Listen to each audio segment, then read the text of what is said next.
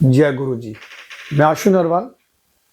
मैं आज आपके साथ एक ऐसे टॉपिक पे बात करना चाह रहा हूं अपने गुरुजी रियल एस्टेट चैनल पे, जो टॉपिक हर उस व्यक्ति के साथ जुड़ा हुआ है जो कॉलोनीज के अंदर, दिल्ली के अंदर प्लॉट खरीदना चाहता है या खरीदने का सोच रहा है। आजकल होता क्या है, बहुत सारे भूमाफिया सरकारी तंत्र के साथ मिलकर लोगों को चीट करते हैं। वो सरकारी जमीन जो सरकार ने एक्वायर, अधिकृत करी हुई है, और जो उसका जमीन का मालिक है, भू मालिक हो गया, उनको मुआवजा भी दिया हुआ है।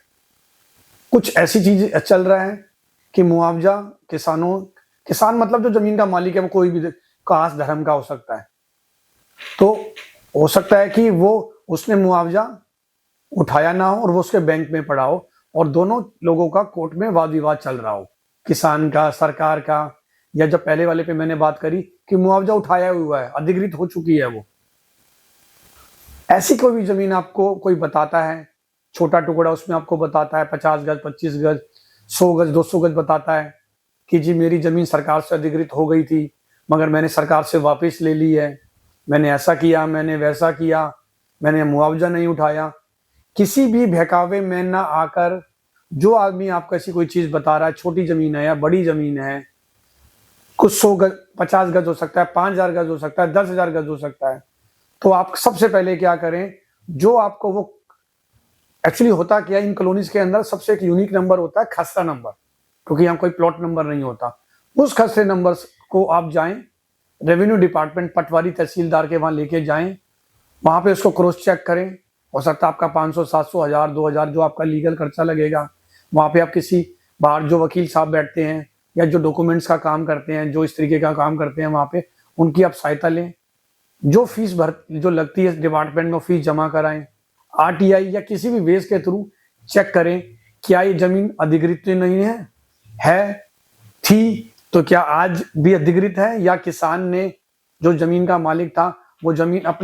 अपने नाम कराई नहीं करी, मतलब किसी भी तरीके से कि वो सरकार के नाम तो नहीं बोल रही है ना। अगर वो सरकार के नाम से बोल रही है, सरकार का नाम है, तो उस जमीन में बिल्कुल भी डील ना करे, एक भी रुपया ना दे, क्योंकि आपका वो पैसा कूड़े में फेंका हुआ माना जाएगा, मतलब आपका पैसा कुएं में चला गया।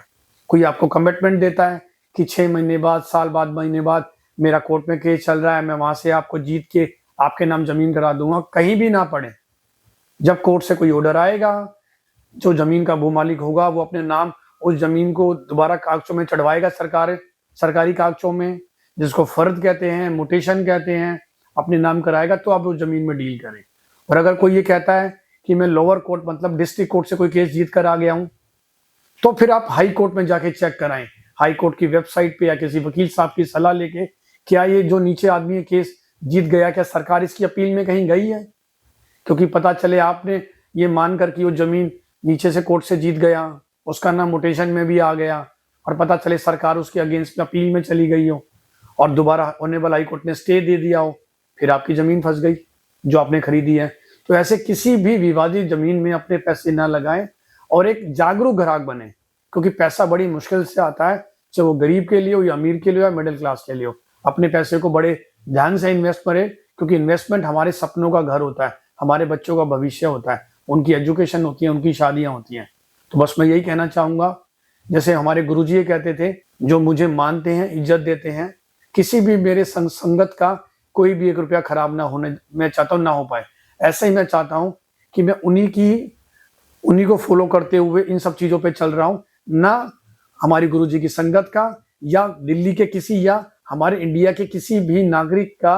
1 भी रुपया ना खराब होना देना मैं नहीं चाहता। जैसे हमारे आदरणीय पीएम मोदी जी जैसे कहते हैं कि वो एक एक नागरिक को अपने घर का फैमिली मेंबर मानते हैं,